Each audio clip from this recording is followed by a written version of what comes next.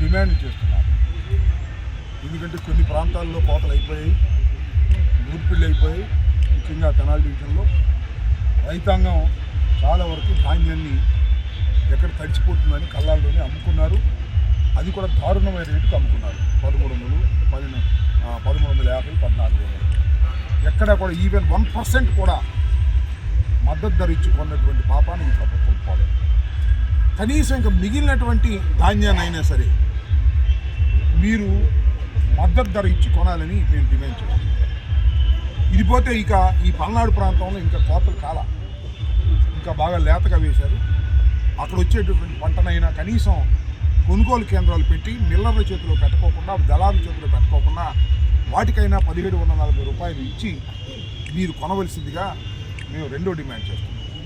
మూడో డిమాండ్ ఏంటంటే, చంద్రబాబు నాయుడు గారు రైతు భరోసా తీసేసి అన్నదాత సుఖీభవ అని పెట్టి 20,000 రూపాయలు ఇస్తాను అని చెప్పారు. దాని వరకు ఇంతవరకు లేదు. తక్షణమే 20,000 రూపాయలు రైతులకు ఇవ్వాలని ఈ సందర్భంగా మేము డిమాండ్ చేస్తున్నాం. దాంతోపాటు ఆరుదడి పంటలైనటువంటి ఏదైతే శనగ లేదు, కంది ఇలాంటి విత్తనాలన్నీ కూడా సబ్సిడీ రేటుతో జగన్మోహన్ రెడ్డి గారి ప్రభుత్వం ఉన్నప్పుడు ఇచ్చేవాళ్ళం. అవి కూడా తక్షణమే ఇవ్వాలని ఇలాంటి డిమాండ్స్ అన్నింటినీ కూడా మేము ఈ ప్రభుత్వాన్ని చేస్తున్నాం. ఇప్పటికైనా ఈ ప్రభుత్వం గుర్తించి ఆ డిమాండ్ను పరిష్కరించి రైతుల యొక్క మనస్సును శాంతింపజేసే విధంగా చేయాలని, అలా చేయకపోతే రైతు వ్యతిరేక ప్రభుత్వం అనేది మరొకసారి దృఢమవుతుందని ఈ సందర్భంగా తెలియపరుస్తుంది. రైతుల పక్షాన్ని మీరు పోరాడతానంటున్నారు. మీ నాయకుడు మాత్రం ఇప్పుడు అసెంబ్లీకి వెళ్ళలేదు.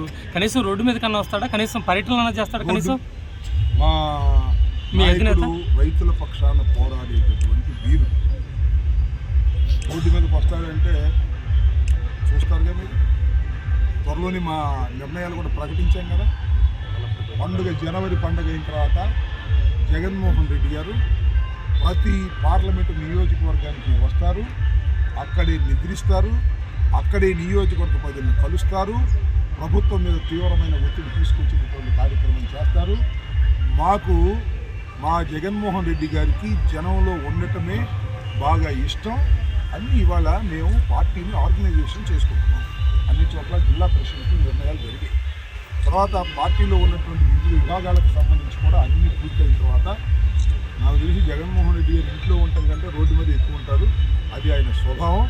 అప్పుడు చూస్తారు మీరు కూటమి ప్రభుత్వం చేసేటటువంటి దుర్మార్గాలు, అన్యాయాలు, అక్రమాలు, మోసపూరితమైన విషయాలు వీటన్నిటినీ కూడా ఎండగట్టేందుకు వైఎస్ఆర్ కాంగ్రెస్ పార్టీ రాబోయే కాలంలో జగన్మోహన్ రెడ్డి గారి నాయకత్వంలో మీరే చూస్తారు. వైసీపీ బలోపేతం అవుతుందని మీరే అంటున్నారు. కానీ ఒక్కొక్క వికెట్ ఒక దగ్గర నుంచి వాసిరెడ్డి పద్మ కానీ అవంతి శ్రీనివాసరావు లాంటి వికెట్లు కూడా పడుతూ ఉన్నాయి.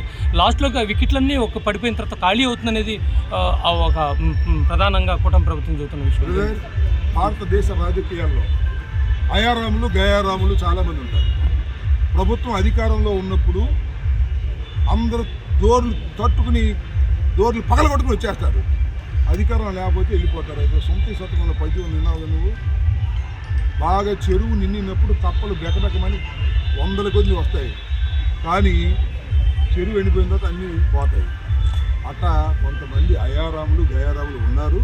వాళ్ళు అధికారంలో లేనప్పుడు వెళ్ళిపోతుంటారు, మళ్ళీ వస్తుంటారు. అక్కడ దాకా ఎందుకు అబ్బాయి మనమాట. మరి చంద్రబాబు నాయుడు గారు 23 ఎమ్మెల్యేలు తీసుకుపెట్టి మరి గురించి దానిలో మంత్రులు ఇచ్చాడుగా. మా పార్టీ ఖాళీ అయిందా? నేను మరొకసారి చెప్తున్నా, ఈ రాష్ట్రంలో ఎవరున్నా ఎవరు లేకపోయినా జగన్మోహన్ రెడ్డి ముఖ్యమంత్రి కావాలని ఇవాళకి కూడా ప్రతికూల పరిస్థితుల్లో కోరుకుంటున్న వాళ్ళు 40% ఉన్నారు. ఈ 40% కూడా పెరగటమే, 50%కు తీసుకువెళ్ళడమే. ఎంతమంది ఎన్ని చేసినా ఎవరో కొంతమంది వెళ్తే వెళ్ళారు. వాళ్ళ దుంప దేగ బురదేస్తున్నారే.